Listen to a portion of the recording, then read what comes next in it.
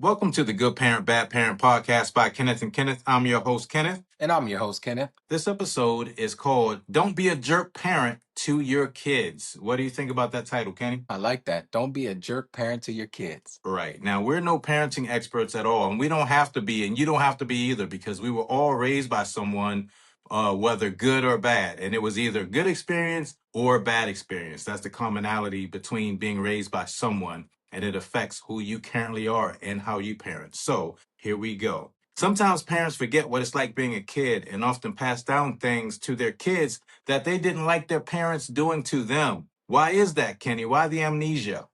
Oh man, that's a good one right there. You know, a lot of times parents they grew up a certain way, right? If I struggled, you struggled. Whatever I went through, you going through. So they want to share their struggle with their kids, right? That's right. But I don't agree with that. I don't either. Okay, on Google, I usually search this stuff and find a nice common ground and then create the show around it for everyone. This one is the authoritative parent. High support, high structure. This is widely considered the gold standard of parenting. These parents set clear rules, but are also very loving and responsive to their child's needs. You know what, Kenny? Wait a minute. This is what we're going to do. Let's switch up. Okay. Instead of using all this politically correct and, Google says this, I came up with an alternative list of our own thoughts on All the right. different types of parents. Okay. Now, of course, we couldn't mention all the parents, so the video will be 5 hours, but this is just a short list. Okay. This All is the right. first one. The good parents. These parents remember what it's like being a child, and they are sensitive to your needs and will do everything possible to make your childhood experience better than theirs, even if it means making their kid a little spoiled. What do you think about that? I agree with this. I do. Do you spoil your kids, kid? I mean, in the eyes of most, probably. But don't you think you should though? Yes, and I like how you're downplaying it. That is a little amusing to me, but I'm not going to say anything. What, I'm not going to call what you do out you on it. mean downplaying it? I just try. Yeah. Listen, I try to give my kids the things that I feel like that I lacked growing up, right? I'm just trying to give them what I felt like I needed more of, not putting any, our lives are different, obviously, when we're younger, but I just try to give my kids what I think I needed. That's all. Well, you needed growing up in a lap of luxury like your kids do, Kenny? Is that what you needed? Yes.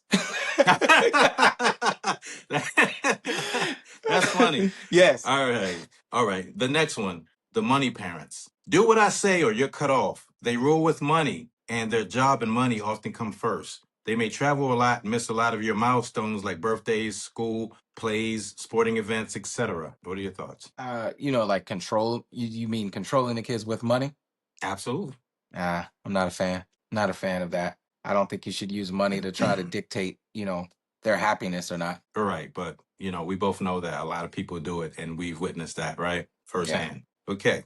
The living vicariously through you parents. This is similar to the money parent. They throw little children extravagant birthday parties that they'll never remember. Outrageous sweet 16 parties. Buy them expensive cars. They often overcompensate in every manner because they didn't have these things when they were growing up. They also try to lead you into playing sports or doing some other activity that they used to do. And when the child gets in trouble, they'll remind you of how fortunate you are to be in this situation. Your thoughts?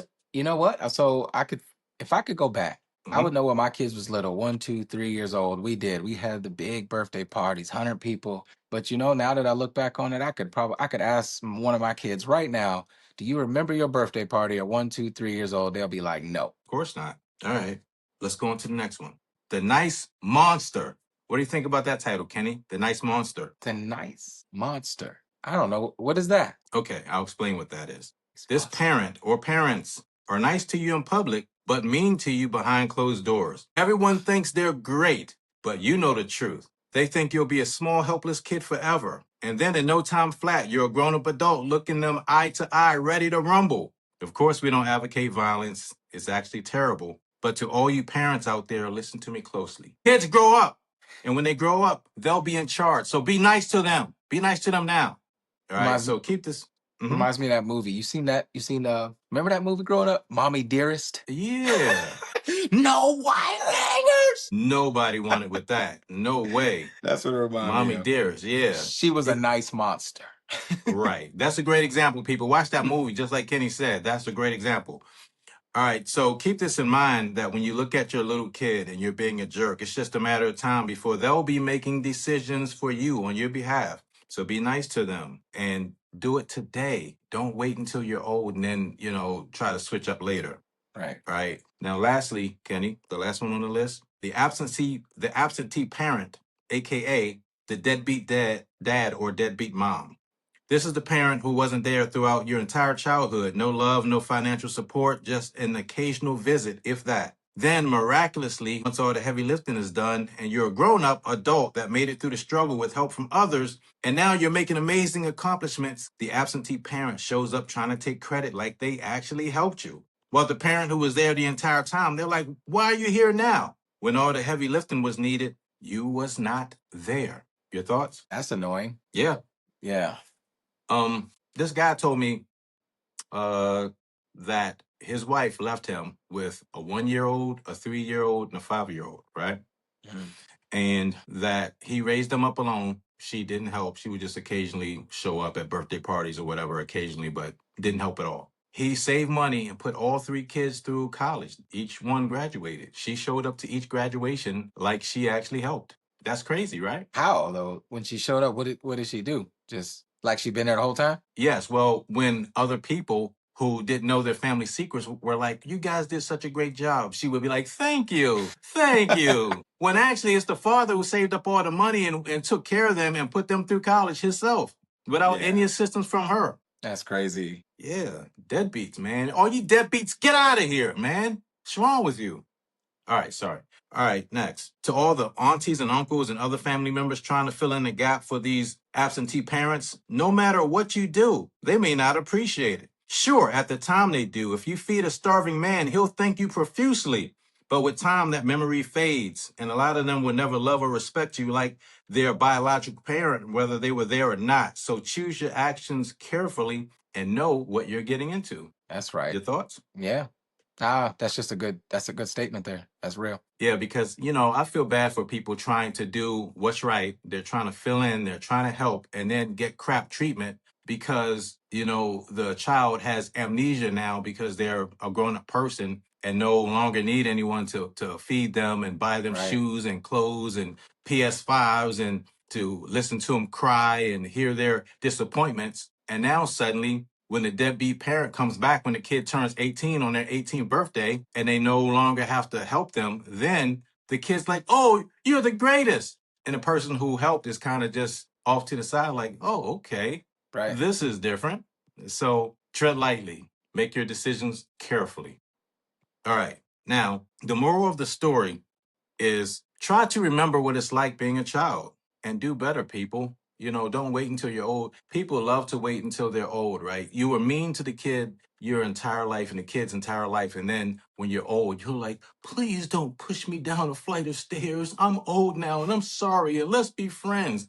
You want to be friends now that I can beat you up, but when I couldn't, you didn't want to be friends. You wanted to be a monster. So keep that same energy when you're 80 years old and you meet that guy, what's dude from Happy Gilmore, that orderly dude, Orderly Hal. Look how, yeah. Yeah.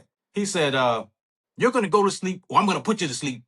Exactly. When you meet him, keep that same energy. Because I don't like that when But why you gotta be dark with all this pushing them down a flight of steps? No, listen. Listen, I don't advocate any violence at all, right? But sometimes people get what they got coming, from being silly, Man. right? I'm like, listen, if you can just try to apologize early and make things up early, I mean, we've all done things that we're not pleased about, but you don't keep doing it and stay in it forever, right? Right. There are things that I've done to my kids that was wrong, not anything outrageous, but I was like, when I had the opportunity, I apologized to them young and said, listen, let me retract. Let me try to make things better. Let me try Right. to do everything I can to give you the best experience as a child. Was I perfect? No, but I did way more good than I did bad. Right? And I those was little. conversations go a long way too.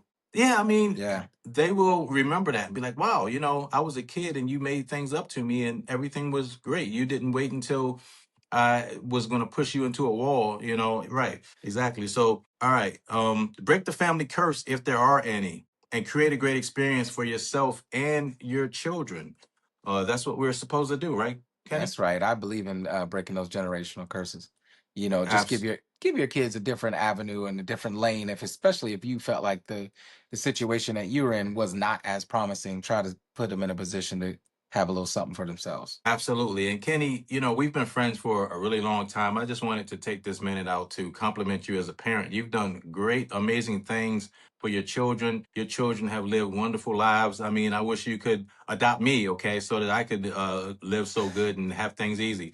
But I just wanted to say, hey, you're a great parent and congratulations, man. You and your wife did wonderful things with your family and much success to all of Hey, you. I appreciate that.